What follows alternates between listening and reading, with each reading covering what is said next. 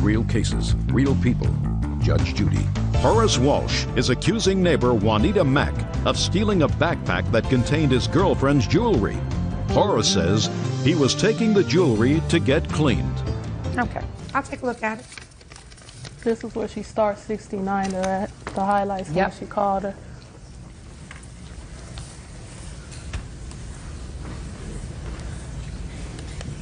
You're talking about the September 22nd call where they don't have a full number, just a 521?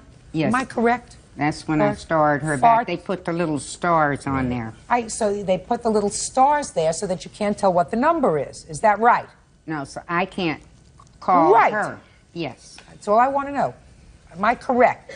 That you cannot tell, or am I reading this right? You cannot tell what number she starts 69. Is that right? Can't tell the last 4 digits. And then on the 25th of September, yes, your son gave you her number. Is that right? No, he gave it to me on the 24th, and I called or her the on 24th? The 25th. Yes. Right. Thank you very much. You can have a seat. Thank you. Then also, can I say something? Sure. I have a card from the case management at the housing where we live, where he was calling the housing, and they informed me where he was and where my stuff was, because they said they have seen him come in and out her house. You can't tell me what they said. Well, she just... You can't tell me what they said. That's hearsay. Okay. Listen to me. I don't believe his story that he had your jewelry in a backpack because he was taking it to have it cleaned. That's the first lie. Everything else after that is downhill. Do you understand what I'm saying to you? Because he was taking it to be cleaned. I don't believe it. I don't believe that you're in the process of having him arrested for domestic violence and he's schlepping your jewelry to a jeweler to have it cleaned. But this happened some weeks ago. What I'm telling you is I don't believe that part of his story. And he said it to me with the same straight face as he's telling me the rest of it. I don't know whether she has your property or not. How am I supposed to tell? How am I supposed to tell? His mother never saw this person. His mother never saw her. Maybe he went to somebody else's house whose name is Regina, who lives 3 doors away.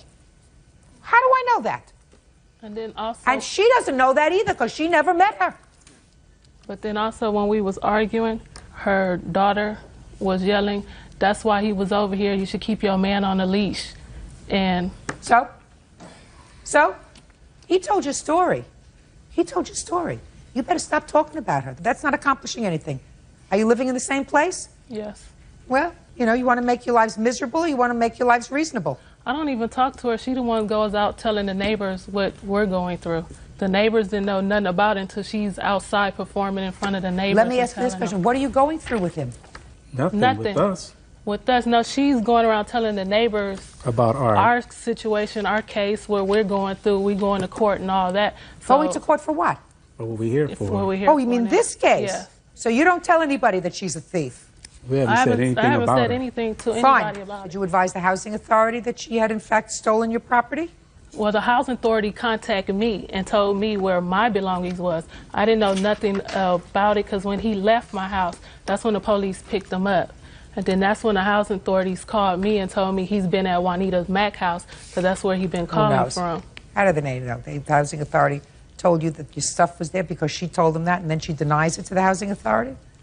You don't know. Listen, I don't know where your stuff is, and I don't know where your jewelry is, quite frankly. I don't know. I can't decide whether or not she has your stuff. His story doesn't make any sense to me at all. His story, totally senseless.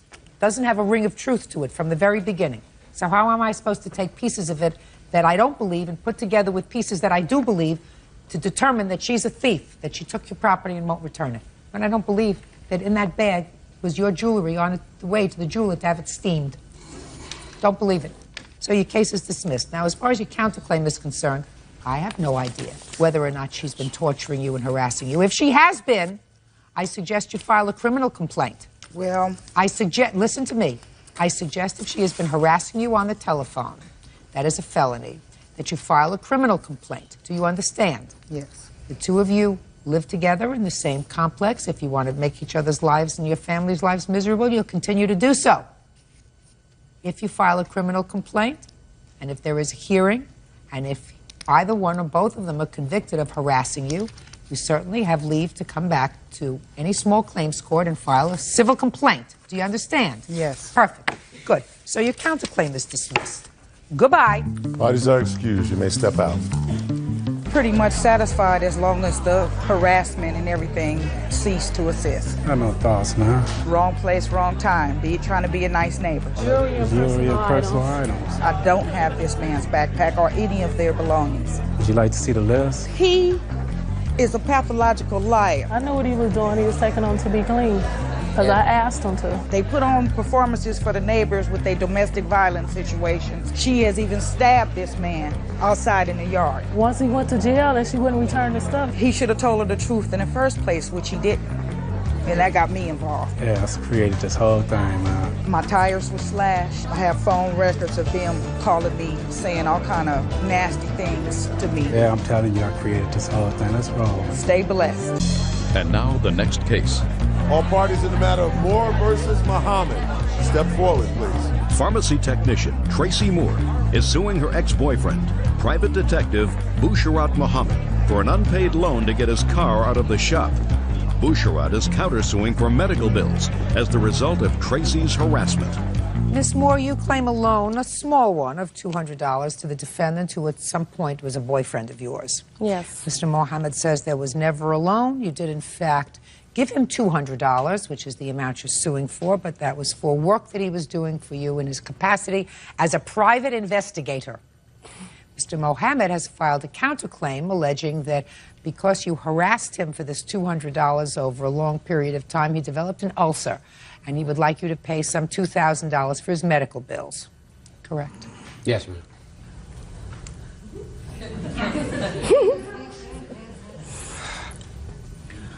When did you meet him, and when did you give him the $200?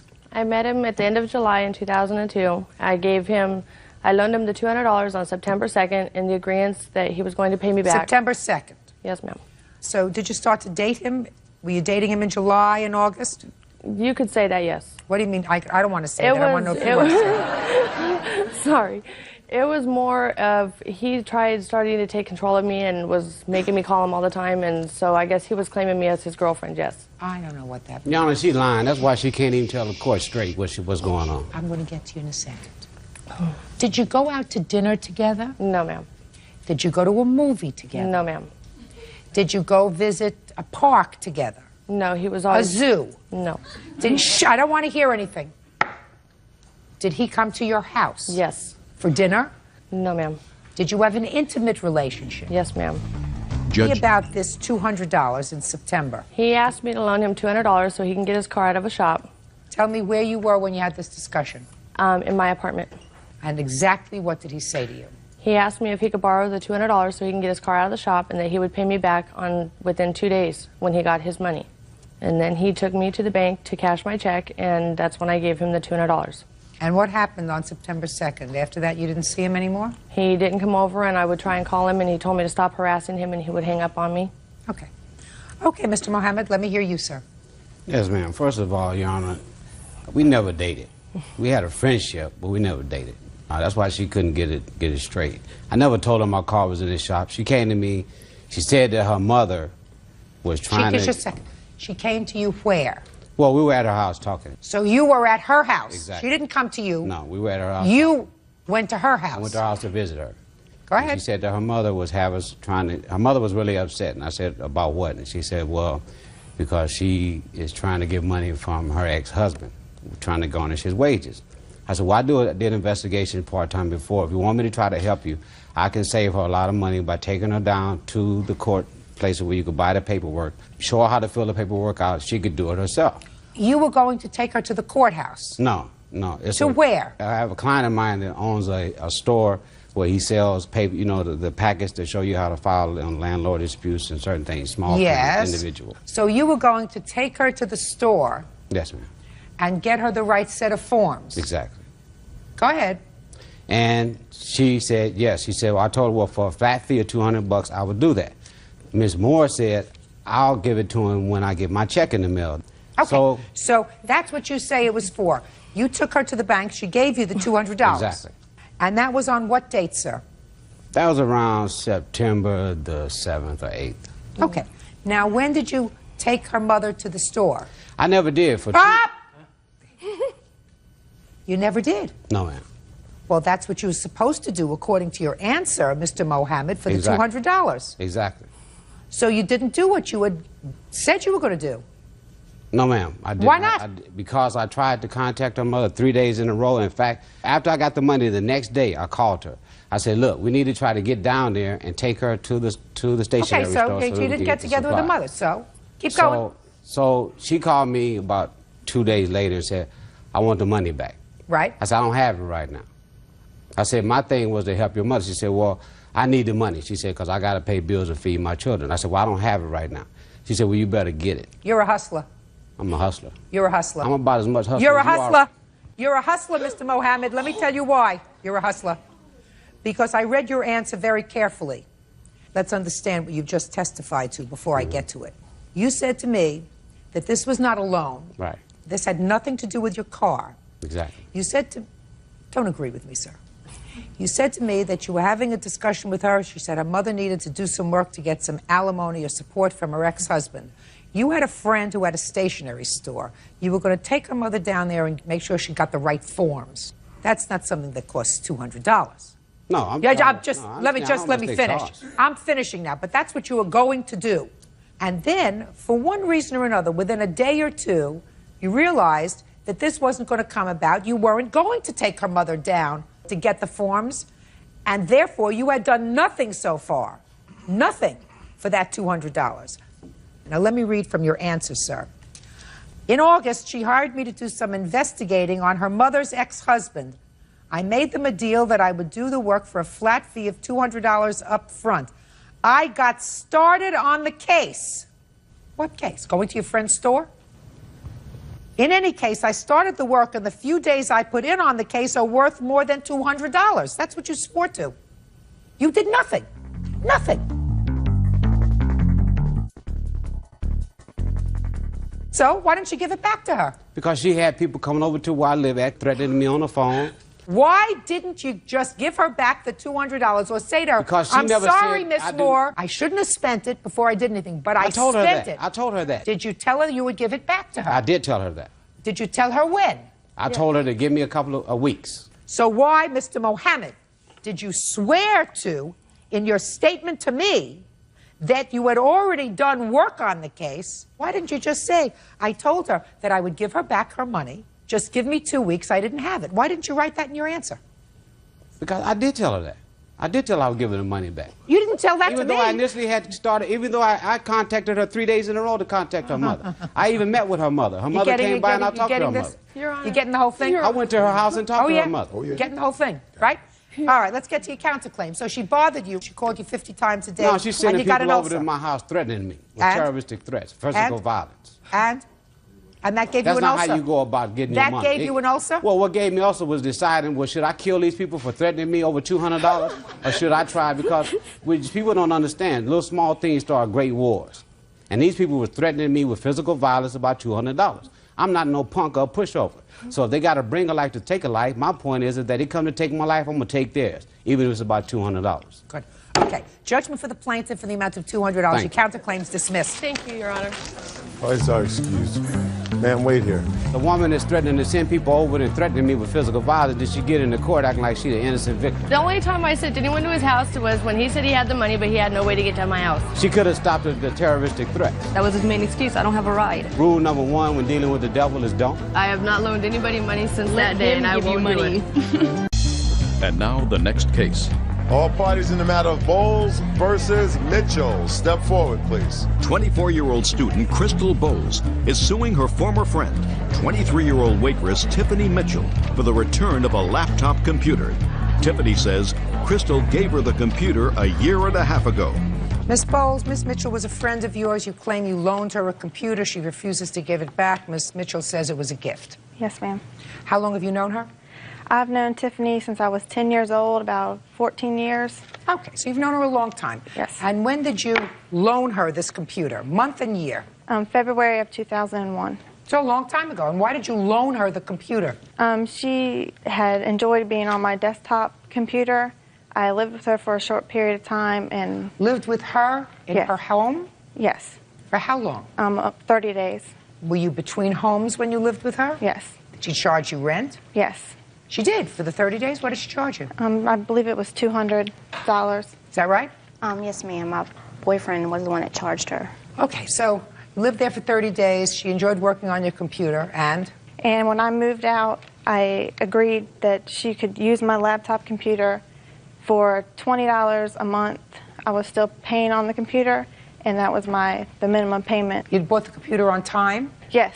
How much was left on it when you moved out in February of 2001? Around $500.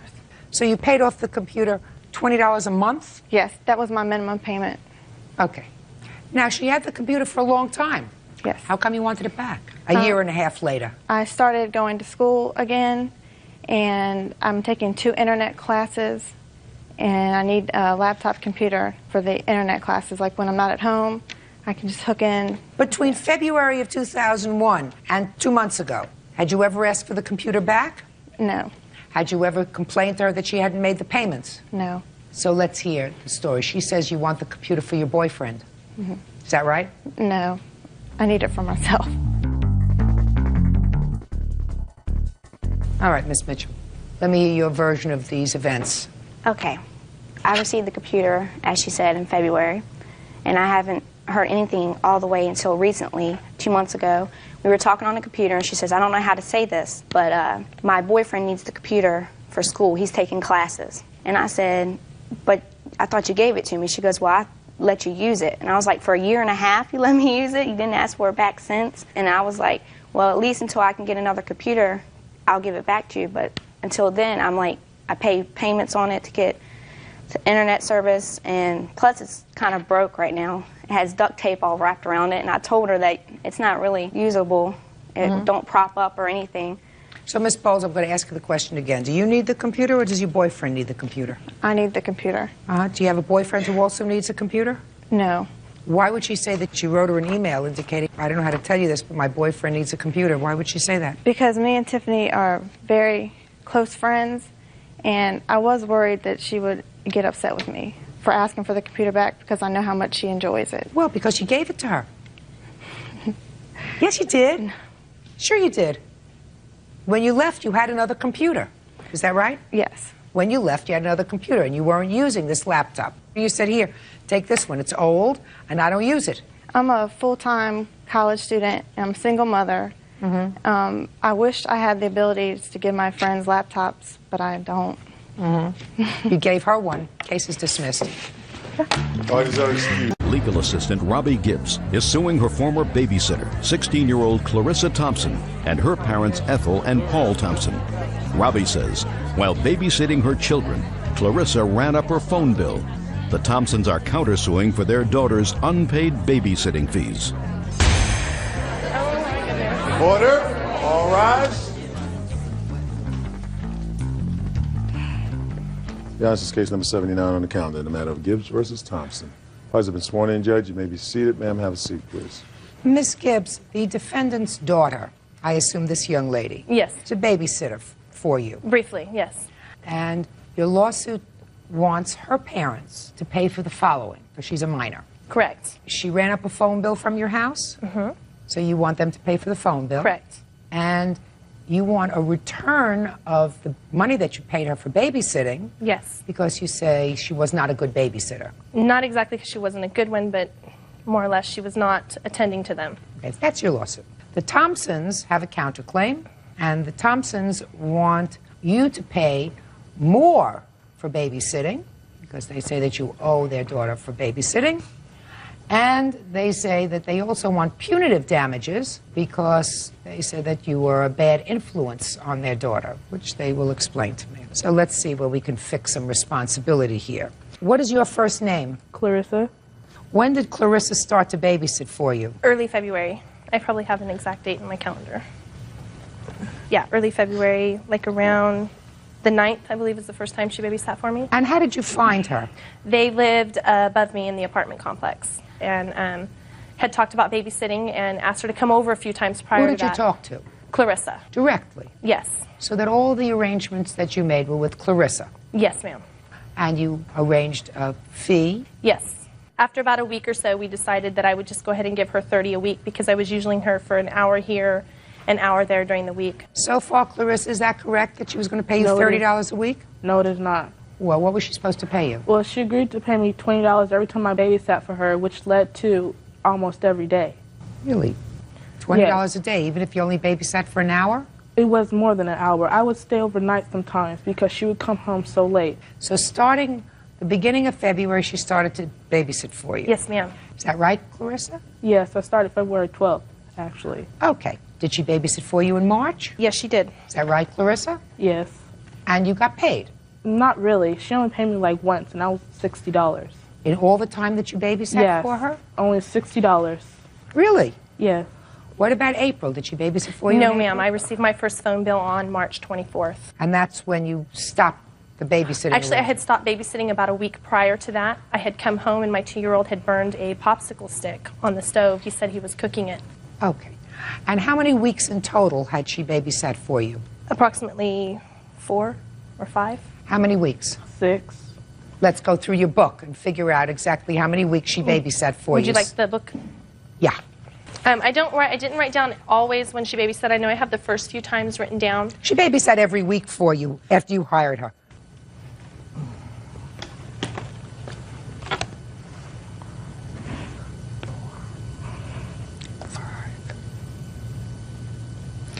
She babysat for you for 5 weeks.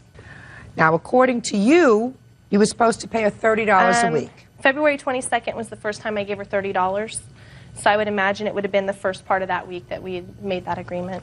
Well, then it's 4 weeks. Okay, so 4 it's about a weeks week. times 30 is $120. Now, how much had you actually paid her? I've actually paid $140 because of the time prior to that. So according to your records, you're all paid up. Yes, ma'am. Okay. Now, tell me about the phone bill. Clarissa would use the phone when she babysat, and from the very beginning I told her I did not have a problem with her using the phone, not to make long-distance calls. I'm a single mother. I don't have means to pay for long distance. I don't use long distance myself. I received my first bill on March 24th, I believe it was, that I put on there, and the long distance charges for that month were $308.40. Who were you calling, Clarissa? It was an ex-boyfriend of mine at the time. Did you know that that was the wrong thing to do? When I first started babysitting for her, she told me that I had all privileges of the phone. She never told me not to make long-distance calls. Well, did you make those long-distance calls in your own house? Sometimes. What do you mean sometimes?